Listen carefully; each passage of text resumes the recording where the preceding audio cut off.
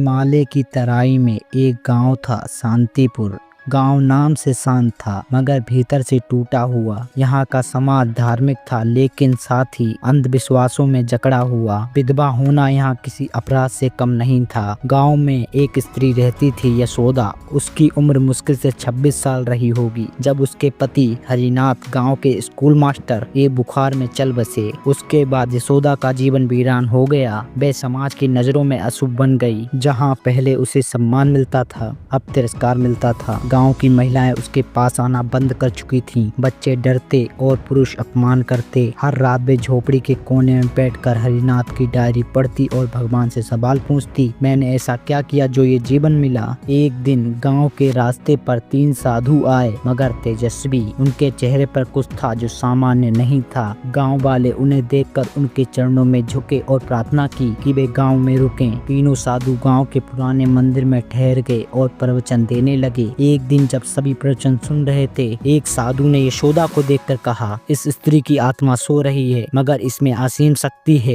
लोग चौंक गए, यशोदा भी, जिसे अशुभ मानते थे। उस रात यशोदा खुद मंदिर पहुंची। डरते डरते पूछा, महाराज क्या मेरी आत्मा भी कुछ कर सकती है। साधु बोले, हर आत्मा में प्रकाश है मगर उसे जगाने के लिए 3 आत्मिक परीक्षाएं पास करनी होंगी। पहली परीक्षा में यशोदा को रात भर शमशान घाट में अकेले रहना था, बिना दीपक, बिना साथ। शमशान जहाँ हरिनाथ का अंतिम संस्कार हुआ था, वहाँ चुप्पी थी मगर डर की आवाजें तेज, उल्लू की आवाजें, ठंडी हवा और अजीब साया। डर की चरम सीमा पर यशोदा ने आंखें बंद की और कहा, हे भगवान, अगर मैं टूट गई तो ये जीवन व्यर्थ हो जाएगा। उसने हरिनाथ की एक कविता याद की, जो डर से लड़ेगा वही दीपक बन जलेगा। रात बीती, सूरज निकला। साधु बोले, तुमने बुद्ध की तरह भय को पराजित किया। तुम पहली परीक्षा में सफल हुई। दूसरी परीक्षा थी अपनी सबसे प्रिय वस्तु का त्याग। यशोदा के पास एक ही मूल्यवान चीज थी, हरिनाथ की डायरी। उसी में उसका अतीत था, प्यार, साथ, आंसू, सब कुछ। साधु बोले, त्याग वही होता है जो तुम्हारे दिल को काटता है। यशोदा कुछ पल सोचती रही, फिर धीरे से डायरी को उठाया और जलती अग्नि के पास गई। बोली, मैं इसे छोड़ रही हूँ ताकि नया जीवन शुरू कर सकूं। डायरी जल गई, साथ ही अतीत का बंधन भी। साधु बोले,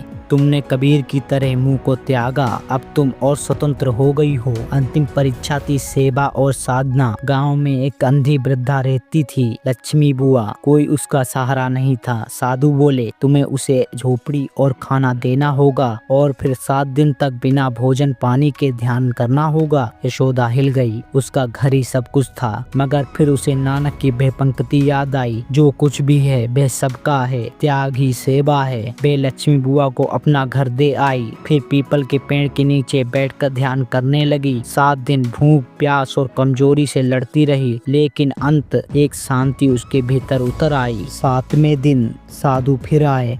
अब वे साधारण नहीं थी, उनके शरीर से दिव्य प्रकाश निकल रहा था। यशोदा हाथ जोड़कर खड़ी हो गई। साधु बोले, पुत्री, हम साधारण साधु नहीं हैं, हम इस पृथ्वी पर बुद्ध, गुरु नानक और संत कबीर की शिक्षाओं के दूत हैं। पहले साधु बोले, तुमने बुद्ध की तरह अपने भीतर का भय जीता। दूसरे बोले, तुमने नानक की तरह सेवा का मार्ग अपनाया। तीसरे बोले, तुमने कबीर की तरह मोह और अहंकार त्यागा।